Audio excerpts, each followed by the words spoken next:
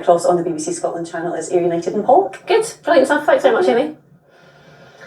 Now, it's set on the main streets of an American metropolis, but a quarter of a century ago, Grand Theft Auto was born on the banks of the Tay in Dundee.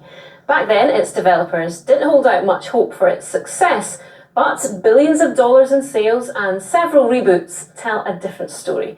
Sean O'Neill reports now on a Scottish gaming success.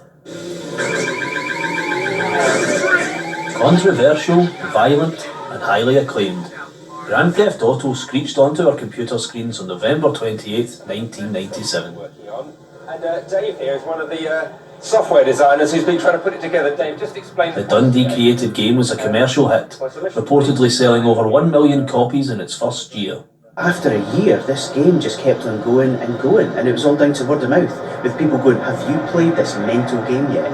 I don't think anybody ever who was involved in the game in the early days could ever have seen what it's gone on to become, which is just a global phenomenon. The series has now shipped 380 million copies worldwide, but it wasn't just the sales figures that made a lasting impact. I'm here at the McManus Galleries in Dundee, where they have the original game displayed as an important piece of the cultural heritage of this city. Alongside Lemmings, Grand Theft Auto brought the attention of the video gaming world to Dundee, and its legacy has helped shape the future of this city. Abertay University became the first in the world to offer a named degree in computer games. Today, that department has more than 1,500 students. The impact of the game itself on the industry in the city, on the university, is enormous. If it hadn't been for GTA, I don't think Dundee would have gained the position it has in the global games industry.